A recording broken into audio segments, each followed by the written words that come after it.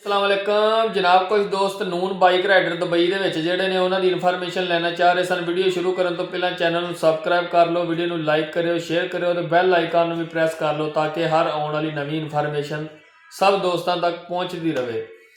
ਜਨਾਬ ਨੂਨ bike rider ਜਿਹੜੇ ਨੇ ਉਹਨਾਂ ਦਾ ਕੰਟਰੈਕਟਰ ਮੋਟਰਸਾਈਕਲ ਉਹਨਾਂ ਦੀ ਜਿਹੜੀ ਨਾ ਕੰਪਨੀ ਨਹੀਂ ਦਿੰਦੀ, ਕੰਟਰੈਕਟਰ ਦਿੰਦਾ ਹੈ। और ਜਿਹੜਾ ਕੰਟਰੈਕਟਰ ਉਹਨਾਂ ਨੂੰ ਦਿੰਦਾ ਹੈ ਤੇਲ ਪਾਣੀ ਵੀ ਤੁਸੀਂ ਆਪ ਚੇਂਜ ਕਰਾਣਾ ਹੈ और उस तो बाद 1000 रुपया महीने का उन्होंने तुसा जनाब देना है। 1000 दिरहम, चाहे तुसी डिलीवरियां करो चाहे ना करो, तुहाडे को काम है चाहे नहीं है। 1000 दिरहम महीने का वो कंट्रैक्टर को देना जिहदी मोटरसाइकिल है। और वो एक होर भी ऑप्शन है कि तुसी अगर अपनी बाइक लैके लाना चाहते हो भी ला सकते हो।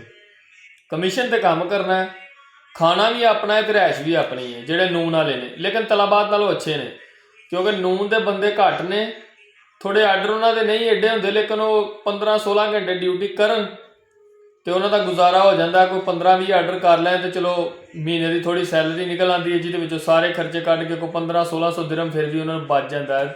1600 ਨਹੀਂ 2000 ਕਹਿ ਲਓ। ਤਲਾਬਾਦ ਦੇ ਵਿੱਚ ਤੇ ਗੰਦ ਹੀ ਪੈ ਗਿਆ ਨਾ, ਤਲਾਬਾਦ ਦੇ ਵਿੱਚ ਤੇ ਗੰਦ ਹੋ ਗਿਆ, ਗੰਦ ਹੋ ਗਈ ਤਲਾਬਾਦ, ठीक है। उस तो बाद डिलीवरो भी अच्छी जा रही है, डिलीवरो का भी कमीशन अच्छा है, लेकिन डिलीवरो ने गंद नहीं पाया जिमें तलाबाद वाले गंद पाया। तलाबाद एक ब्रांड सी लेकिन हुण फारग हो गई, खली वली हो गई। उस तो बाद ਨੂਨ वाले ਜਿਹੜੇ ਉਹ ਵੀ ਵਿਚਾਰੇ मैं रोंदे ही वेखे ने, उन्होंने भी हालात खराब ही ने। इस तो बाहर जाने नालों अच्छा किसी को 10 छितर खा लो, कोई भेड़ बकरियां पा लो, अपने मुल्क 'ਚ 8-10 ਲੱਖ ਦਾ ਕੰਮ ਕਰ ਲਓ। क्योंकि ਜਿਹੜਾ ਕੰਟਰੈਕਟਰ ਬਾਈਕ ਰਾਈਡਰ ਦੇ ਕੰਮ ਤੇ ਲੈ ਕੇ ਜਾਂਦਾ 12000 ਦਿਰਹਮ ਬੰਦੇ ਕੋਲੋਂ ਲੈਂਦਾ। 12000 ਦਾ मतलब 7,20,000 ਰੁਪਈਆ।